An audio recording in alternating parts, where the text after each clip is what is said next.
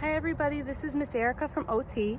I'm coming on today for our last ESY OT activity. This week I'm going to demonstrate a rainbow fish celery stamping paint activity.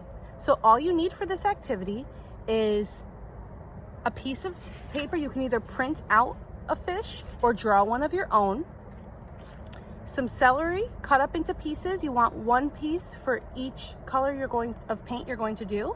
Then you need paint of various colors. I have regular washable paint here, but if you don't have paint, you can try to play around with some edible paint, such as pudding. You can try water mixed with food coloring and some cornstarch, or some corn syrup, excuse me. And that's all you need for this activity. So I have my fish here. I have my paint as on a paper plate as a little easel, and I have my celery stalks. So if your child has difficulty with grasp, or they're just learning, or they hold things very big, the smaller the stalk that you create, the easier you're going to promote that more appropriate pinching grasp.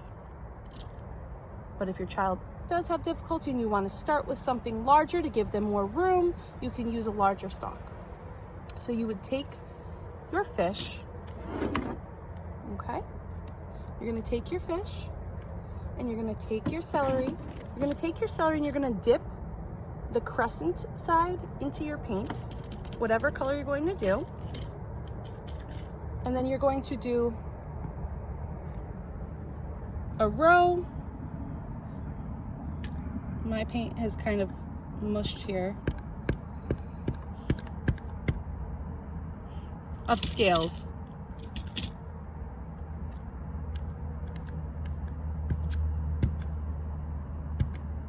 Okay. And then you would do it again with whatever colors you're going to do. I'm just going to do pink and blue here. So then you would do another pattern of blue, another pattern of pink.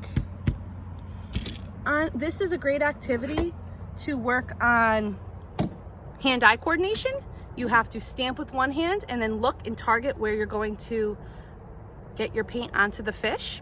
It's great for bimanual skills or bilateral coordination, using both two hands or both sides of your body. One hand is going to stabilize, if they're able, the paper or the paint tray, while the other is dipping. And it's also great for color recognition, motor accuracy, and then to add some extra fine motor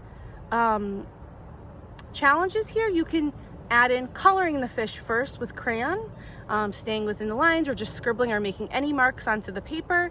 You can have them trace the outside of the fish if they're able. You can then take pieces of, I like fruity cereal, and I'll use this to put glue and pinch little pieces and put it on as pebbles under the fish. You can draw bubbles coming out of the fish's mouth to work on shapes, and you can also add stickers, of course, which is always fun to do. So I hope you have fun with this activity. Please reach out if you have any questions or concerns. Have a great summer.